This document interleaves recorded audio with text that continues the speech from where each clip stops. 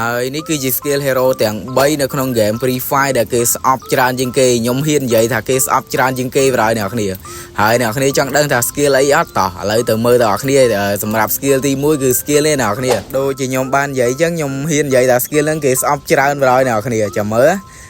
skill ហ្នឹងពេលយើងដាក់ទៅគេបានដល់ពេលគេដាក់មកយើងវិញមួម៉ៅចុយអីដូចខ្ញុំចូលចិត្តលេង skill ហ្នឹងដែរតែអ្នកនរយើងឥឡូវអ្នកនរយើងចង់ដឹងថា skill ហ្នឹងវេទនាប៉ុណ្ណាតោះឥឡូវខ្ញុំដាក់វីដេអូនេះឲ្យមើលមួយនេះគ្នាយើងមើលនេះឧទាហរណ៍បើយើងប៉ះគេ2នាក់ហើយគេដាក់ skill ហ្នឹងមកអ្នកគ្នាអាណាបាញ់ឈ្នះគេចូលម្ដង2នាក់ជាមួយគេបុក skill ហ្នឹងមកឧទាហរណ៍បើយើងប៉ះអញ្ចឹងគ្នាយើងចាំមើលនេះអាណាបាញ់ឈ្នះគេមក skill ហ្នឹងមកអញ្ចឹងអីនេះហើយបើសម្រាប់ skill ទី2វិញគ្នាយើងប្រហែលជាធ្លាប់ប៉ះហើយអា skill ដាក់មកម៉ាំងមួយវិលមុខបាទអ្នកគ្នាចង់ដឹងថា skill អីអត់នេះចាំមើលខ្ញុំដៃមើលនេះគឺអា skill នេះអ្នកគ្នាម៉ាអាហ្នឹងដាក់មួយមកវែង100ម៉ែដឹងមនុស្សទៅណាទៅណីទេនិយាយមែនអា skill ហ្នឹងពេលយើងហុំតកកពេលគេបាញ់យើងចិត្តអស់ឈាមយើងហុំតកកគេដាក់មកម៉ាំងប៉ើងដល់ដាក់មកម៉ាំងប៉ើងដឹងមនុស្សទៅណាទៅណីវែងដូចបាយថ្នាំអញ្ចឹង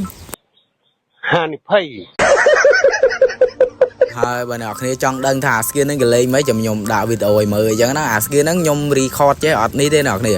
ដល់ពេលយើងប៉ះផ្ទាល់ក្នុង game យើង record ចេះយើងមើលឃើញអញ្ចឹងណាបើក្នុង game មិនមើលអត់ឃើញអ្នកគ្នាយើងដាក់មកម៉ាំងវែងហើយចាំមើលខ្ញុំដៃមើលនេះគ្នាយើងចាំមើលអាកន្លែងនេះខ្ញុំដាក់អាប៉ែនេះចិត្តងាប់ហើយជាមួយខ្ញុំរត់ចូលខ្ញុំចាំបាញ់អ្នកគ្នាចាំមើលអាប៉ែនោះបុក skill ហ្នឹងមកអានេះ record ផងណាបើថាក្នុង game យើងពោលលេងវិញគេថាវិលខ្ញាល់ឡើងទៅណាទៅណីទេហើយបើសម្រាប់ skill hero ទី3ដែលគេស្អប់វិញខ្ញុំធានាប្រហែលនេះអា skill Spider-Man នេះគេថាដាក់ម៉ាំងជាប់ជើងរត់មានរួចទេគេមកលោតមកដាក់លៀនសួរហើយអ្នកគ្នាអើយដល់ក៏និយាយមែនតែតែបើ Free Fire ដកអា skill 3នឹងចេញមែនគេថាល្អប៉ុណ្ណាទេគេថាខ្ញុំស្អប់ចុយអា skill ហ្នឹងអ្នកគ្នាអើយដល់ក៏ហើយគ្នាយើងណាដែលស្អប់ skill hero ហ្នឹងកុំភ្លេច comment ឲ្យខ្ញុំដឹងម្នាក់មួយផង skill hero ទាំង3ហ្នឹងគ្នាយើងស្អប់ឲ្យមួយណាជាងគេគេថាខ្ញុំស្អប់ទាំង3ប្រហែលម៉ាណាលេងគ្មានឈ្នះគេទេតែគេបើ skill ហ្នឹងមក